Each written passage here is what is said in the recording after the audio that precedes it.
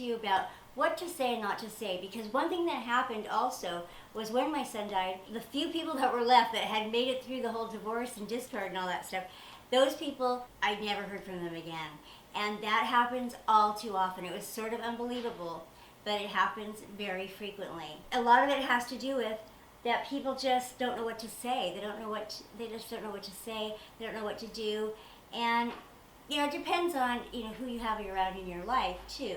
If you are someone who tended to have lopsided relationships, and then you may find through a tragedy that you've pulled a lot of those kinds of people into your life, and it would be really brutal when you go through a loss, because you may discover that you don't have a lot of support. A lot of times also, we can be like in the grocery store hiding, and we see someone who had some terrible tragedy happen and we don't know what to say. So I'm going to help you out with that, with some things of what to say and what not to say also. A really good thing to say is, I'm sorry for your loss. That's a really great thing to say. Don't say, I know what you're going through, because really we don't. I mean, even if you've gone through the exact same thing, your relationship is different, and no two situations are the same. And also, saying I know what you're going through is kind of a way of stopping the conversation, of just saying, don't bother to tell me because I know. And the truth is, even for me, I feel different from one day to the next. What we want when we're grieving is just someone who can be real and present with us.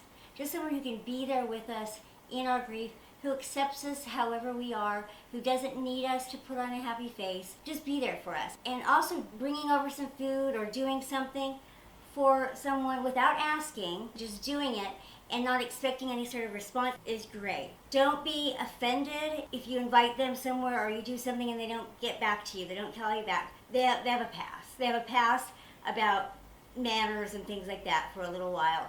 Grief does a lot to your brain, and you forget things and you just can't do things. And especially if you're introverted, if you're already introverted by nature, your introversion is going to really ramp up. It can be really hard to feel up to a lot of things. And also if you're a kind of person like I am, who is raised to know not to try and need people or ask a lot of people, which is something I have been working on for many years. But it can be hard if you feel like you don't have anything to give. If you feel like you're going to be a burden, you will withdraw. And I did that to my own detriment quite a bit. Letting the person know that they don't need to do that you can handle their grief, you can handle what's going on, is really great. Saying something like, good thing that you are young enough to marry again, or good thing you're young enough to have other children, or thank goodness you have other children.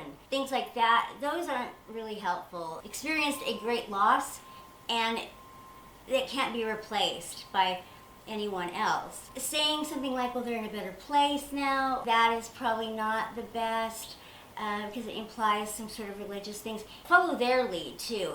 They can say things like, well, at least they're not in pain anymore, or they had a long, full life at 86, or whatever it was. Follow their lead on them. They can say things like that, but I don't think you necessarily should. Say, well, at least they lived a long life, because, the person's grieving. And this goes for grieving, like even a pet or anything. But a really good thing to say is, you have a support team and I'm on it. I'm here for you. If you need anything at all, I'm here for you. You're not alone. Or if anyone can handle this, it's you. Remember that time that you da-da-da-da? Or he had the funniest sense of humor, and tell some funny story about him. Or she was just the sweetest thing. When she came into her room, it just lit up. Her smile just lighted up her room. Any kind of nice, pleasant memory like that, or something that makes you think of this person, is really, really great. Hearing those things as a parent, as a child, is really great. As people, as good people, compassionate people, we want to go in and eliminate someone's pain. We want to make their pain better. If you can just accept that you're not going to eliminate this person's pain, they're probably never going to be exactly the same again. This is going to be a part of them that's going to be integrated now into who they are, and that's okay. If you can go there knowing that it's not your job to eliminate their pain, it's not your job to do any of that. You're just going to go there and be present and let them know that they're loved and that they're not alone and that you can handle their grief. That's really the very best thing you can do. That will go so far for this. Leaving little notes that are saying, you don't have to get back to me, just letting you know I'm thinking of you.